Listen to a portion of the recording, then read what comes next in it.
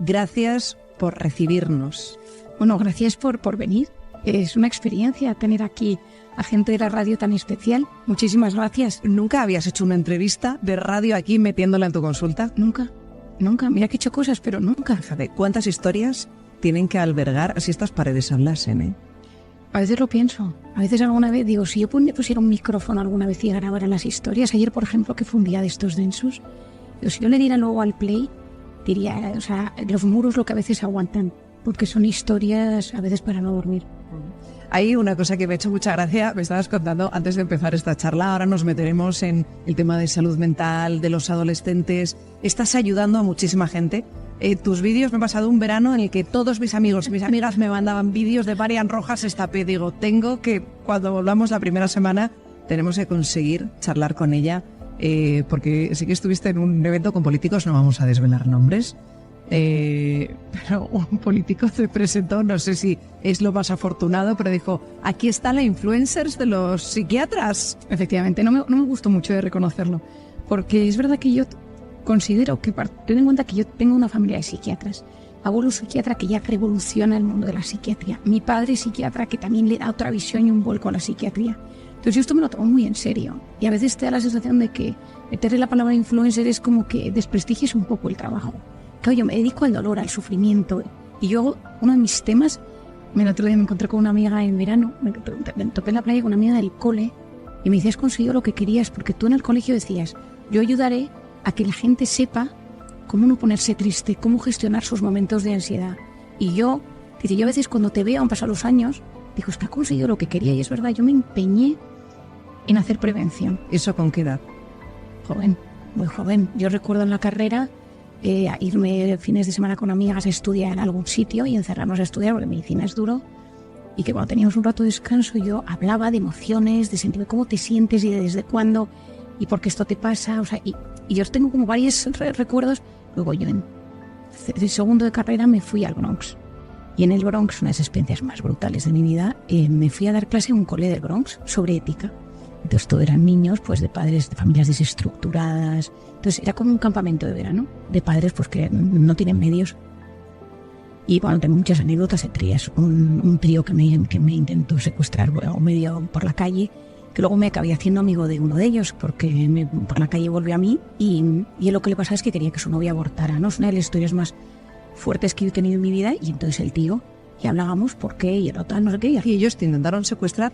Pues intentaron venderme droga, luego me estuvieron siguiendo. Yo ya no recuerdo. Mira, lo cuento y todavía me... Esto en segundo de carrera, o sea, tendrías 19, 20 años. Y no existía WhatsApp. Y no había teléfonos internacionales. Yo llevaba el Nokia de color rosa, me acuerdo. Y yo decía, Dios mío, y yo como tengo un hermano que murió, yo lo único que pensaba es, Dios mío, por favor, que mis padres no lo van a superar si me pasa algo. Imagínate lo que es la vida. ¿Y cómo terminó la historia? Pues que el bebé nació y se llama Marian, y es mi ahijada, y tiene 19 años. Y se llama Marian. Fui su madrina de bautizo. Es una historia brutal, pero eso ya me hizo darme cuenta que la gente necesitaba hablar, que la gente necesitaba un espacio. ¿Cómo le diste la vuelta a la historia de 3 personas que te empiezan a seguir por la calle? Bueno, esto es muy yo, también te digo, o sea, esto me puede pasar a mí. Pues que me volví a encontrar al tío por la calle, a uno de ellos, y me empezó a seguir, oye, perdona, por favor, que el otro día pasaste miedo, no sé qué. Y yo, déjame en paz. Estaba en el Bronx. En el Bronx. Yo iba y venía en metro, iba con un grupo de gente, pero claro, ese día me había ido al supermercado a comprarme unas patatas y un sándwich. Y entonces el tipo me dijo, me dice, es que necesito dinero. Y le dije, bueno, pues, ¿y entonces para qué? Y entonces tal, no sé qué, y le dije, es que me vas a hacer daño. Yo tenía muchísimo miedo, recuerdo que tenía muchísimo miedo. Y entonces el tío por la calle, a grito pelado, me iba contando su historia y yo iba caminando rápido. O sea, que a veces he pensado que lo tengo tan visto que podría ser de peli. No, es que yo ahora mismo, eso que acabas de decir, lo he visualizado, digo, esto podría perfectamente dirigirlo, es una película de este director que siempre rueda tantas cosas de Nueva York, que habla tanto de psiquiatras, ¿cómo se llama? Se me ha ido el nombre. Woody Allen. Es una de Woody Allen, un tipo del Bronx persiguiendo a una psiquiatra contándole su drama. Todo el rato pensaba, me acuerdo que yo llevaba $20 en el bolsillo, o $10, no me acuerdo cuánto llevaba, lo que haya. Y que yo todo el rato pensaba, tengo dinero, pero sí que si lo doy, voy a sacar... O sea, como que me daba la sensación de vulnerabilidad. Ya tengo súper grabada esa escena. Y luego me fui a Camboya. Y entonces, claro, Camboya es otro revulsivo en mi vida. Yo me meto a sacar niñas de un basurero y niños y ayudar psicológicamente al trauma. Y entonces ahí quien aprende soy yo, porque ve qué pasa con el trauma, qué pasa con las niñas violadas, me meto dentro de la prostitución, la mafia, o sea, eso nos da para un día solo dedicarlo a esto, pero es un punto de inflexión. Porque ahí de repente digo, pero bueno, ¿quién es la persona que se va a Camboya? Y no me refiero solo a los autóctonos, sino el americano, el europeo, que se va a Camboya a tener relaciones sexuales con niñas menores. O sea, ¿qué pasa en la cabeza de esa persona? ¿Cuál es el origen? Y luego lo siguiente, ¿qué pasa con esas niñas? O sea, ¿hay futuro? Entonces, yo tengo una imagen de uno de mis primeros días, una niña que rescatamos, había sido violada como de 16 años desde los 13, que mirándome a los ojos me dijo, ¿hay futuro para mí? Entonces esa frase, yo dije, tiene que haberlo, porque yo soy una believer, o sea, yo cuando las cosas son imposibles, ahí aparezco yo para creer en ello. Y entonces en ese momento dije, tengo que ayudar. Y entonces me metí en el trauma, en el dolor, en el sufrimiento, en la violación, y empecé a investigar lo que pasaba. Y por otro lado, una persona que yo quería conocer en Camboya me la topo en el aeropuerto, es un alemán. Y entonces yo me la topo en el aeropuerto y digo, bueno, qué suerte tengo. Y entonces digo, hay que estudiar la suerte. Hay gente que tiene suerte. Esto es energético, ¿qué pasa? La sincronicidad, la espiritualidad, el azar. Y luego, por otro lado, digo, mente y cuerpo. Todo el mundo somatiza. Todo el mundo está somatizando. Yo venía aquí a la consulta de mi padre y rotaba con él, veía que todo el mundo tenía síntomas físicos. Que el que no tenía fibromialgia tenía artritis, el que no tenía artritis tenía dermatitis, problemas de estómago, había de todo. Y entonces yo decía, ¿por qué no mezclamos más la mente y el cuerpo? Porque cuando estudiamos la carrera te ponen los síntomas de las cosas y tú dices, último, temas emocionales, no perdona, o sea, migrañas, todo el tema de disbiosis intestinal, que luego yo me metí, que lo he contado alguna vez con Gracia, que yo decía, el eje intestino-cerebro, que empecé a pedir las heces a mis pacientes y que nadie me los quería dar. Porque claro, la gente iba a su médico de cabecera y dice, oye, mi psiquiatra me pide las heces, no te fíes. Claramente, yo lo entiendo, también te digo. ¿Y qué veías en las heces? Buscaba la microbiota y buscaba ver qué había. Y buscaba incluso, sabemos hoy en día, pues que te puedes encontrar los derivados del cortisol, es que hay mucha cosa en las heces. Pero yo me preguntaba si gran porcentaje de mis pacientes tienen reflujo, gastritis, colon irritable, Crohn, gases, y por otro lado, gran parte de los pacientes con problemas digestivos tienen ansiedad, depresión, apatía, problemas de concentración, es que hay un eje. Y empecé a leer y lo había, y había gente que lo estaba investigando, pero muy bajito. Estoy hablando hace 10 años, 8 años, ahora todo el mundo habla de ello. Y entonces empecé a hablar con una médico internista, me puse en contacto con un americano, empecé a leer, y entonces ya llegó la inflamación. ¿Qué es esto que también es ahora el quid? Me parece que es el quid del futuro. O sea, ahora mismo con el tema de la microbiota es que tenemos más bacterias en el intestino que en todo el resto del cuerpo. Es que es inmensa la pared del intestino. Y ahí se absorbe todo. Y las bacterias fortalecen el sistema inmune, producen algunas sustancias neuroprotectoras, se encargan de la serotonina. Es decir, es que las bacterias del intestino, como las tengamos enfadadas, ojo, te cambia todo. Y te puede cambiar el estado de ánimo. Yo a pacientes que no toleran antidepresivos o que no quieren tratarse con medicación, entro por las tripillas. ¿Y qué les dices a las tripillas de sus pacientes? Lo primero que hago es escucharlas, ¿qué les pasa? Es que como y se me hincha, es que siempre me duele, es que sube y baja. Y en el momento, ten en cuenta que todo el intestino y toda la pared intestinal y el esófago está recubierto de una red neuronal.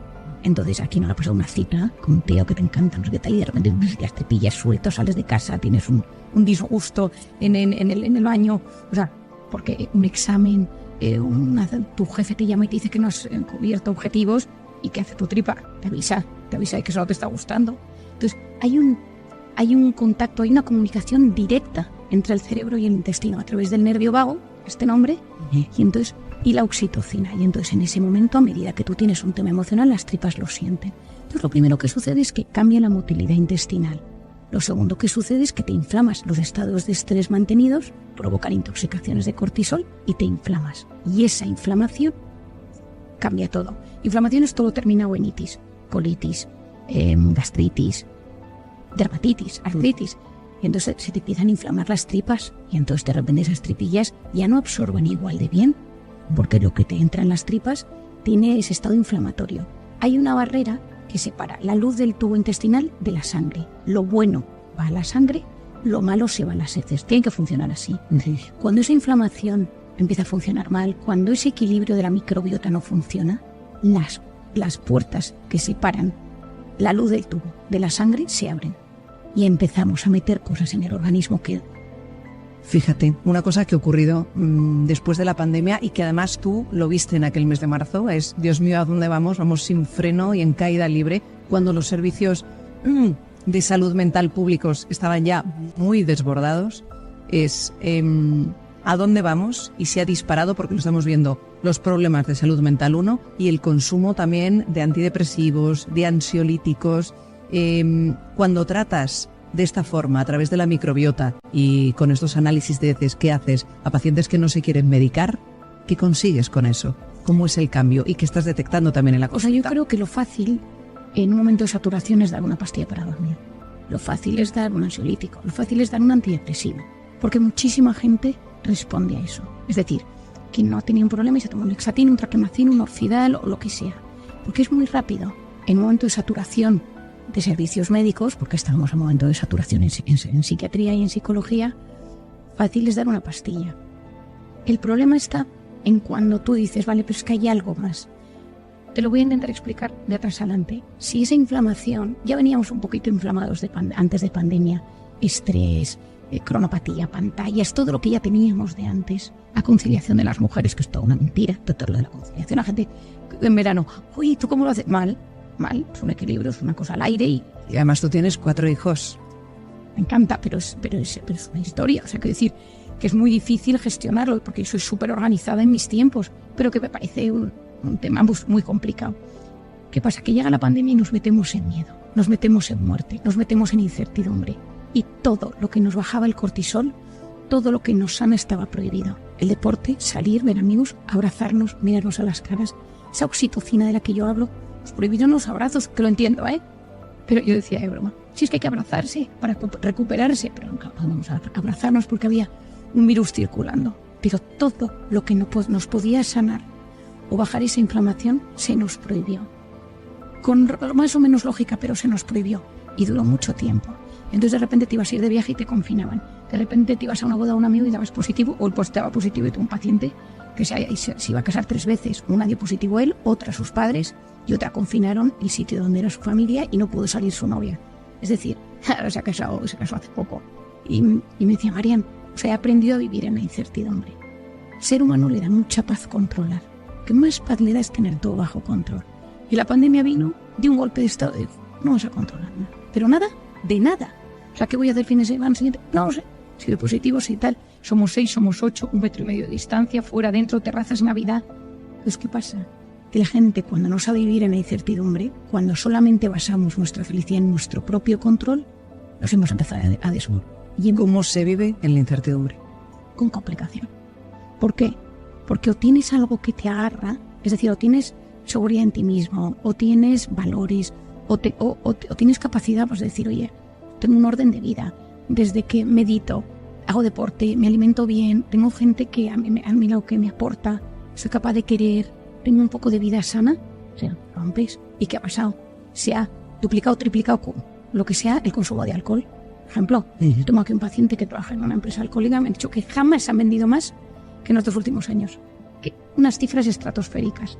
La gente ha dicho, oye, es que son 2 días. Y entonces empezamos a beber y hay un problema de alcohol bastante severo. En los jóvenes, en su momento de salir a la calle, en su momento de relacionarse con los demás, donde sales de papá y mamá y de repente dices, yo ahora lo que quiero es conocer más gente, empezar a salir, desarrollo sexual, todo eso encerrado en casa. O con tu padre o con tu madre o con quien te tocara vivir, y en un ambiente tenso. Porque al final esos padres o esa persona que estaba en casa tenía su historia y su teletrabajo. Y entonces esos jóvenes han salido muy tocados. ¿Cómo se ayuda a estos adolescentes que están en un momento complicado de construir su identidad, de construir su personalidad, en un momento de rebeldía y en un tiempo como el que les ha tocado vivir, a nosotros como madres y padres, cómo se les explica, qué se les dice, cómo se les puede ayudar? Yo creo que lo primero es que a nosotros nos vean que somos pilares seguros. Es decir, que tú estás ahí. ¿A qué me refiero? Muchas veces llegan y nos intentan contar cosas y estamos en el móvil, estamos con cosas de trabajo, tenemos la cabeza. Y ellos, esto yo he visto muchos adolescentes a lo largo de mi vida, están deseando poder comunicar, pero necesitan hacerlo desde ese punto de chulería, de rebeldía, de inseguridad que tienes en la adolescencia o en la juventud. Entonces pero tienes que estar ahí. Tú no puedes pretender que tus hijos hagan cosas que tú no haces. Tú quieres que tus hijos tengan un uso adecuado de las redes, tienen que verte a ti, que de vez en cuando tienes el móvil delante, que cenas y no estás mirando el móvil. Te doy un ejemplo tonto. Punto número 2, que esto nos da para otro tema. Claro, si tú no tienes... Todos nosotros cuando hemos pasado por nuestra adolescencia hemos tenido un momento de medio crisis, todos. Es decir, un momento en el que te cambia el cuerpo, te cambia la voz, no te sientes, no te gustan los chicos, las chicas, te atraes, tienes tus dudas de identidad, no te sientes querido, no te sientes parte de un grupo. Y ahora ha venido un tema que es la pantalla. Estás en un grupo de chat, te metes en Instagram. Yo tengo un montón de pacientes que tienen diferentes identidades, según TikTok, según no sé qué, o sea, un follón. Porque yo digo, pero bueno, ¿esto cómo lo gestionas? Mal. Y luego un tema que es brutal, que es la pornografía. O sea, la pornografía en todas sus facetas. Pero claro, estos niños son horas y horas y horas. Yo es que tengo varias actrices porno aquí, entonces es un tema que me genera mucha sensibilidad. Te cuento estas anécdotas que te gustan. Y de hecho creo que está en Encuentra tu persona vitamina de un paciente adicto al porno, que discutiendo el porno y explicándole que su corteza prefrontal no iba a funcionar bien, problemas de sexuales, etcétera, y de repente pues no, porque encima las actrices porno son súper felices. Yo tengo aquí a una muy conocida y extranjera que estaba ese día en consulta, y entonces le pedí a ella entrar con él, y entonces entró y él la reconoció. No te puedo explicar. Río, qué fuerte. En esta consulta estaba un paciente enganchado al porno y le dijiste a la actriz porno que entrase. Le pedí a ella y le dije a él, te quiero presentar a esta chica. Y entonces él entró y hola tal, y entonces ella abrió su móvil y en una plataforma de porno le enseñó su identidad a no sé cuántos millones de seguidores o de visualizaciones, ya no me acuerdo. Y entonces él se la quedó mirando. Era de grabar, es una pena porque claro, aquí no se puede grabar lógicamente nada, pero era de esos momentos en la vida. Y ella le dijo, ¿quieres hablar conmigo? ¿Hay algo que quieras? Y entonces, bueno, una hora, y a lo mejor fue él que se volvió al trabajo, que había dicho que iba al fisio, porque él no le había dicho a sus compañeros de trabajo que había venido, y llegó, sentó a todo el mundo y dijo, mira que no vengo al fisio, vengo del psiquiatra, y porque soy adicto al porno, y me he metido esta tía en consulta. No te lo cuento.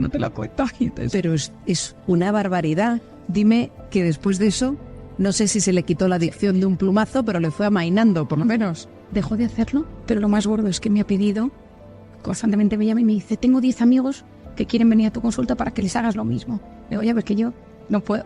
La actriz porno no puede venir. No, sobre todo porque ella que lo está dejando, ella lo está dejando. Y encima ella vino, encima me deja que lo cosas sin decir quién estoy, me deja que lo cuente. Ella vino un día, me contó toda su historia. Le dije, ¿y qué quieres que yo te ayude? Pensando que venía para que yo le ayudara a dejar, porque muchas veces lo he hecho. Me dijo, es que he oído hablar de los probióticos y a mí se me echan las tripas y vengo por los probióticos. Y entonces yo empecé a reírme a carcajadas y le dije, mira, yo te voy a ayudar con tus gases, pero vayamos al origen de toda tu historia. Y entonces ya terminaba en agosto su último contrato, y en principio ya lo habrá dejado, y ahora se está preparando para poder dar charlas en institutos y en coles. La estoy ayudando para ayudar a los jóvenes. Quiero invitarla al Hoy por Hoy Madrid. Bueno, pues en cuanto esté preparada, te prometo que... Fíjate, vino aquí sin pensar en dejar la pornografía porque venía con un tema de intestinal, probióticos. Y tú dijiste, no, el problema no es ese, hay un problema de base. De hecho, las tripillas, en cuanto se dio cuenta dónde estaba su herida, en cuanto nos pusimos a sanar la herida, ahora hay una herida muy dura, un padre alcohólico, una madre que le abandonó, una herida muy dura, y es monísima.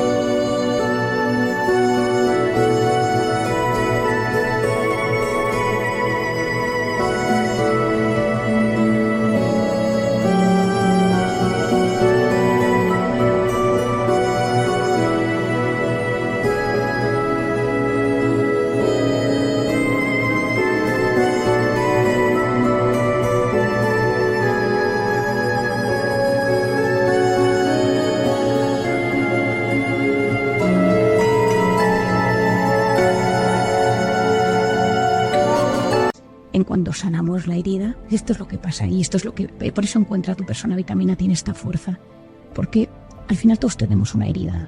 Algunos la tienen una herida que sigue sangrando y otros una herida chiquitita que de vez en cuando roza y hace pupa. Porque nuestros padres lo hicieron mejor que pudieron, tenemos la historia que tenemos todos, ¿eh? O sea, pero yo aquí veo las historias más duras. Pero cuando vas sanando esa herida, cuando consigues abrirla, limpiarla y cerrarla con mimo, es alucinante. Cambia la forma en la que te relacionas con los demás. Tu cuerpo empieza a sentirse a gusto y los síntomas amainan, ¿no? Es brutal. Pero esto lo he dicho yo muchas veces. Esas heridas hay que ir a la persona adecuada. Es decir, no, pues voy a hacer una terapia online con un tío que voy a ir... Yo tengo ahora mucho paciente que quiere hacer temas de drogas y pues para revivir escenas. Cuidado, porque las heridas hay que saber abrirlas, hay que saber tocarlas, curarlas, limarlas y enfocarte de nuevo. Y volviendo a los jóvenes, porque sé que es un tema que nos preocupa, tenemos que crear una identidad segura, tenemos que ser el futuro.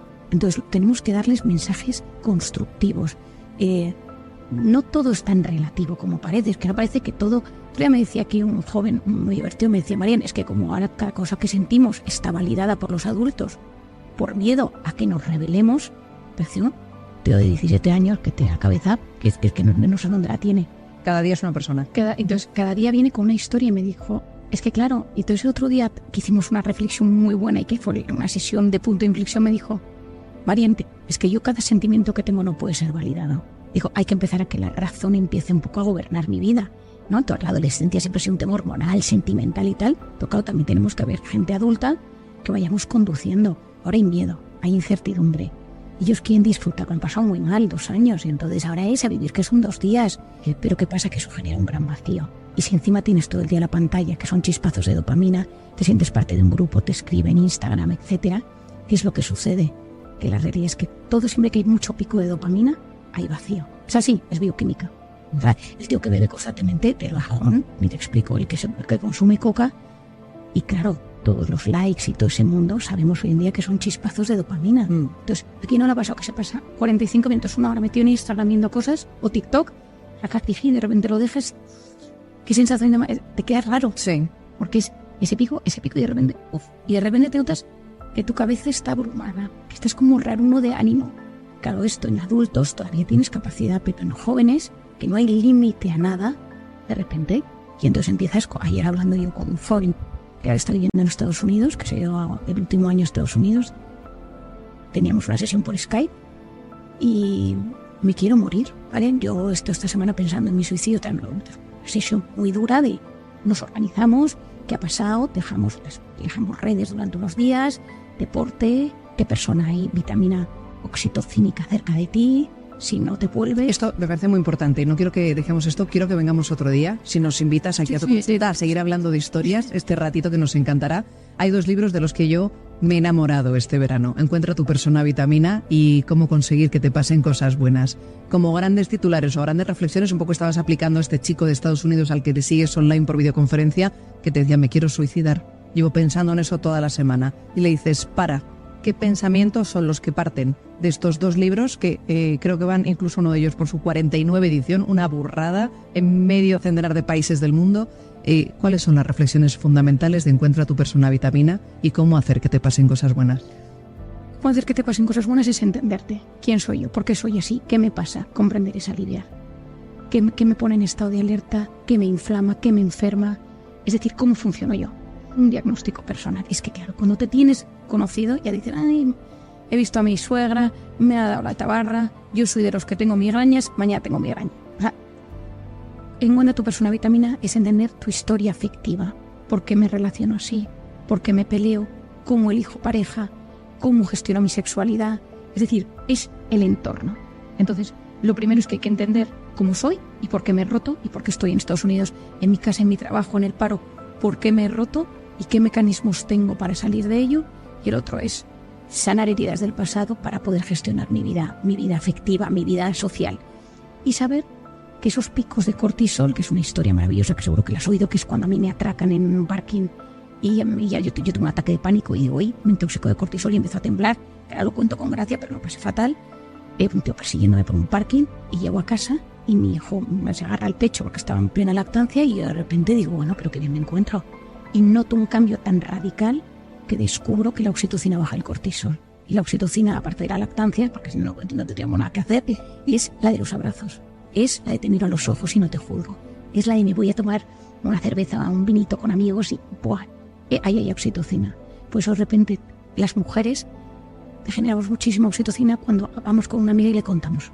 Y ahí hay muchísima oxitocina, por eso las mujeres nos sentimos aliviadas cuando hablamos con alguien. Vuelvo a la pandemia. No podíamos hablarnos, no podíamos quedar, no podíamos quitarnos las mascarillas y no nos podíamos abrazar. Entonces era el miedo sin poder oxitocinizarnos. Entonces, persona que sufre, adolescente que sufre, buscar un tío, un primo, un amigo, un hermano, un alguien que venga, que le coja, que estoy pensando en otro chico, que le haya salvado un primo mayor, que se lo ha llevado a casa, que le lleva a hacer ejercicio, que tal, o sea, buscar esa persona que te hace sentir. Tu persona vitamina. Tu persona vitamina. Marian Rojas Estapé, gracias. Dime que volveremos Marta, aquí. por supuesto. Y seguiremos hablando. No, cerramos ya la Historias tan increíbles. Marian, gracias. Enhorabuena, de verdad ha sido un placer arrancar esta primera semana de temporada de Hoy por Hoy Madrid contigo. Encantadísima. En Sin Consulta. Serrano 11, Marian Rojas Estapé.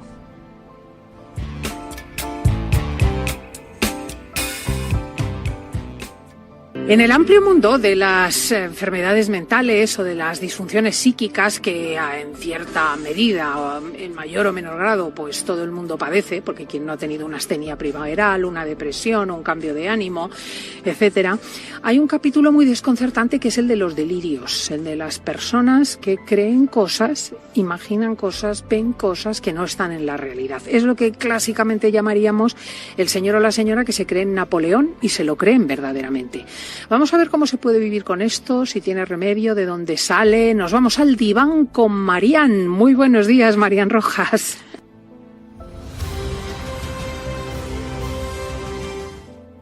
Buenos días, Cristina. Pues antes acaso hay un tema del que nunca hemos hablado y que probablemente a muchos de nuestros oyentes pues también les pueda generar curiosidad o interés, ¿no? Sí, y quizá tengan en su entorno, porque ahora ya la gente habla más de estos, pues una persona con esquizofrenia o con una bipolaridad con manía, en fin, el delirio, que yo creo que antes o más tarde todo el mundo acaba por toparse en alguna persona. ¿Qué es?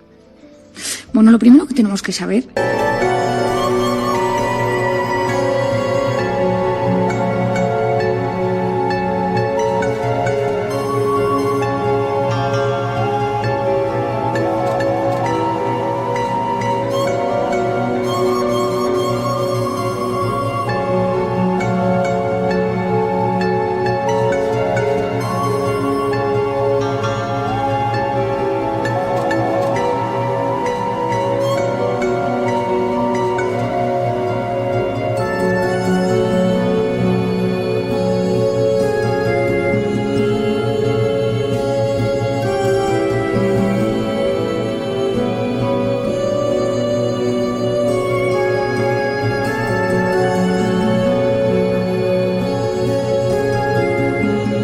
que el delirio es un trastorno del contenido del pensamiento, que es resistente a algo evidente. Es decir, son falsas creencias.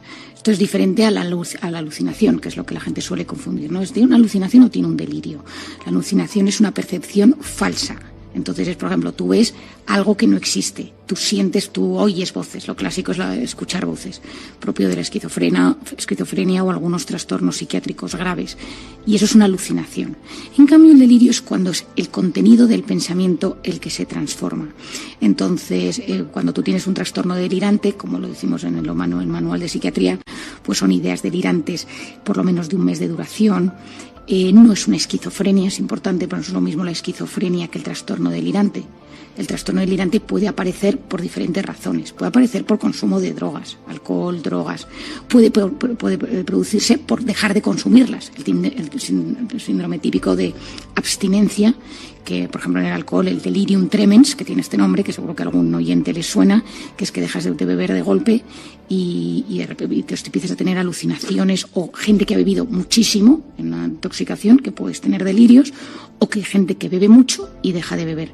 Algunos fármacos pueden producir delirio, algunos ingresos con anestesia, cirugías cardíacas, estancias en la UCI, pues eso también pueden producir delirios, y esto a veces es bueno que uno lo sepa, porque personas, yo lo he visto en algún caso en consulta últimamente que han estado ingresados en el hospital, una operación complicada, en la UCI, una anestesia larga, y de repente empiezan con cuadros delirantes, ¿no? Y te empiezan a decir, y angustia muchísimo a la familia, porque claro, la típica frase de, pues estoy pensando en un paciente que me decía el otro día, ¿no? Se ha vuelto loco, ¿no? Y entonces esto es una cosa que no se debe decir nunca, porque no se debe hablar nunca así, pero es la sensación de pérdida de control. Fármacos, alcohol, drogas, abstinencia, algunas ACVs, accidentes cardiovasculares lo pueden producir. Y luego hay, por ejemplo, cambios metabólicos, pues una bajada brusca de sodio o de calcio. Otra cosa que puede suceder, y sobre todo en personas mayores, son infecciones de orina. O algunos tipos de infecciones en personas mayores producen cuadros delirantes. Yo he visto, me acuerdo muchas veces en urgencias del hospital, que cuando venía una persona mayor le pedía siempre una analítica de orina. Entonces yo me preguntaba, digo, bueno, si viene con un tema de la cabeza, que vamos a hacer una analítica de orina, bueno, pues que esos cambios metabólicos hipersensibles para los mayores producen cambios en su pensamiento. Y luego, por supuesto, falta de sueño, es decir, si una persona tiene sin dormir o está sin dormir días, semanas o duerme muy mal, pues puedes provocarlo o potenciarlo si esa persona lo tiene. Si tienes una persona con un trastorno delirante, esa persona, si encima no duerme, esto se va a agudizar. Y luego situaciones de mucho estrés o de mucho dolor, situaciones de mucho dolor físico, psicológico que te lo pueden producir. Y luego, por supuesto que no lo meto aquí, las enfermedades o algunos trastornos psiquiátricos, pues desde algunas esquizofrenias, trastornos delirantes, trastornos bipolares, algunas depresiones pueden tener introducido. O sea que estas son las causas y hay que saberlo, ¿no? Sí. Y luego, ¿qué es esto? Bueno, como un ejemplo para que la gente entienda de qué hablamos cuando decimos que alguien está delirando. Bueno, los principales tipos de delirio son el de celo, la celotipia, que seguro que a muchos les suena, que es la convicción total de que una persona te está siendo infiel. Yo tuve un caso esta semana de un paciente que estoy viendo que está absolutamente convencido que su pareja le está siendo infiel. Y entonces todo lo relaciona con esa infidelidad. Yo he llamado a su pareja, he hablado con ella, le he preguntado, nos hemos reunido. Y me dice, Marian, estoy preocupado porque esto es un tema delirante, es decir, es una cosa que no es real, pero se le ha metido el pensamiento, le distorsiona la realidad, la forma de ser, y está absolutamente convencido, y es una celiotipia del libro, ¿no? Otro delirio es el delirio de grandeza, que esto seguro que a alguno le suena, que es una valoración exagerada de poder, de uno de repente se cree, pero se cree pues que es alguien que viene a salvar a alguien, que tiene un poder especial para alguna cosa, y eso es el delirio de grandeza. Luego otro muy típico es el de persecución. Yo he visto varios a lo largo de mi vida que son pues gente que siente que la están persiguiendo, y entonces hay un complot de persecución por alguna razón, ¿no? También he visto uno esta semana, pues una persona que estaba en un barco de vacaciones con su pareja y sus hijos, y de repente sintió que había un grupo de personas del barco que venían a matarle. Y es un tipo que no tiene ninguna patología previa ni había consumido drogas, pero estaba muy estresado, es una persona muy controladora, y de repente sintió, bueno, hasta la angustia de que desde allí me llamó y me dijo, oye, Marian, aquí hay gente que me quiere matar, pero no es lógico, y entonces ayúdame, ¿no? O sea, porque aquí me está pasando algo. Bueno, qué lúcido. Bueno, es que hay algunos, esto es una cosa importante que tenemos que saber, y es que a veces, y esto es una cosa importante, a veces en esos delirios las personas tienen la capacidad de darse cuenta de que hay algo fuera de la realidad. Luego hay lo que se llama la idea delirante somática, y es decir, la gente que piensa que alguna parte de su cuerpo está mal. Los que tienen una parte que no funciona bien, que tengo la nariz torcida, que la oreja. A veces estas personas acaban en los cirujanos plásticos, ¿no? Yo he tenido algún paciente, me acuerdo de uno que pues había operado unas 10 veces de la nariz, de la boca, del mentón, porque tiene la convicción de que está torcida su mandíbula. Y estos convencimientos, a veces delirantes, hacen que estas personas pues tengan problemas muy serios y trastornos corporales, porque estás absolutamente... De hecho, algunas anorexias acaban siendo delirantes y se las trata incluso pues con algún antipsicótico, porque es la medicación de los delirios, para ayudar a que estas personas vuelvan a tener el pensamiento ordenado, ¿no? Luego, la idea delirante erotomaníaca. Esto justo vi hace un mes a un caso de una paciente mía que está absolutamente convencida que hay un futbolista enamorado de ella y que en el fondo la sigue y tal, una historia que no se sostiene, pero tiene el convencimiento. Luego también hay delirios de que estás siendo controlado por alguna fuente externa, que los pensamientos no son propios, eso angustia muchísimo. Entonces, bueno, tenemos que entender que hay una cosa que es el delirio, y luego tenemos que saber que hay otra cosa que son las alucinaciones, y otras cosas que son las obsesiones. Porque hay gente que las confunde, es decir, dice, bueno, esto es una obsesión, esto es una idea sobrevalorada de un tema, o cómo es, ¿no? Que yo creo, Cristina, que esto es un tema para que nuestros oyentes entiendan. Es verdad que hoy es más psiquiátrico de lo normal, pero a mí también me gusta que que ellos que nos escuchan lo sepan. En las ideas obsesivas puede aparecer en personas que jamás han tenido las personas una patología psiquiátrica. Puede ser gente un poco obsesiva, un poco desconfiada, pero son pensamientos o imágenes persistentes que se meten en la cabeza. Tengo que hacer esto, tengo que limpiar esto, tengo que hacer... pero es una obsesión y uno es consciente de que eso le angustia y lucha contra ese pensamiento. Esa es la idea en cambio en el delirio uno no es tan consciente de esto en general y se ve arrastrado por el delirio y está convencido de esa realidad. Entonces, esto es una de las grandes diferencias entre uno y otro. ¿Y con todo esto qué podemos hacer?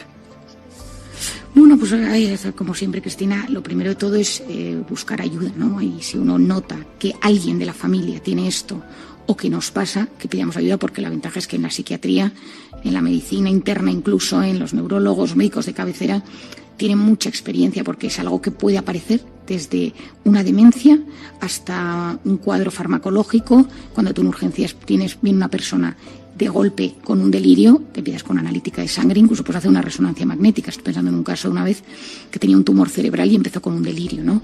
Y hay que ver por dónde viene. Y en general hay tratamiento. Es decir, tenemos que ser conscientes que pues a veces son tratamientos más largos, a veces tienen que tener tratamiento de por vida. Y luego una cosa que yo recomiendo, me ha pasado alguna ocasión con mi padre, algún paciente que he visto con él, pacientes que han tenido un delirio crónico, un trastorno delirante crónico y de repente les quitas el delirio y esa persona se siente vacía. Es decir, si tu sentido de vida es pensar que alguien está enamorado de ti y que tú lo ves en todas partes, ese enamoramiento, y tú a esa persona le curas de ese delirio, le dejas un vacío existencial. Porque esa persona, su delirio es su vida. Entonces tienes que sustituirlo por... No, claro, pero si tú de repente estás absolutamente convencido que eres el salvador, o que eres un superhéroe, o que lo que sea, y te lo quitan, eso llenaba tantísimo el comportamiento, el día, lo que uno hace, que cuando a uno se lo quitan hay que llenarlo de otra cosa. Entonces, por eso cuando tratamos a personas que tienen este tipo de patología, es súper importante deporte, vida social, actividades culturales, manualidades, algo de la que la persona se vaya enganchando, música, por ejemplo, que ayuda muchísimo al cerebro siempre, o canto, para que cuando esa persona de repente, ese delirio se mitigue o vaya desapareciendo casi por completo, la persona no se sienta vacía, porque ahí hay un momento de, entonces, ¿cuál es el sentido de mi vida? Yo llevo meses, años luchando o pensando, teniendo una creencia sobre un tema de forma súper potente y de repente esto ha desaparecido de mi cabeza y entonces, bueno, ¿yo qué he hecho con mi vida? Y entonces eso genera muchísima ansiedad y hay que tener en cuenta que todo este tipo de delirios tiene mucha carga afectiva. Es decir, predomina, entra en nuestra cabeza y nos invade. Y entonces uno no lo puede controlar. No, es un tema, Cristina, bastante angustioso. ¿Y las personas que han padecido esto o que lo padecen en algún momento se pueden curar? Quiere decir, pueden llegar a tener una vida perfectamente lúcida y normal y equilibrada y trabajar como los demás. El tema es cuál es la razón. Es decir, si es porque esa persona tiene un trastorno bipolar, tiene una esquizofrenia, un trastorno delirante crónico, pues a veces esas personas ya han tenido un deterioro en su vida y les cuesta pues volver a esa vida 100% normal. Pero lo suyo es conseguir que esa persona tenga la vida lo más adaptada posible. Por otro lado, que esa persona sepa cuáles son las luces de emergencia cuando las cosas empiezan a ir mal.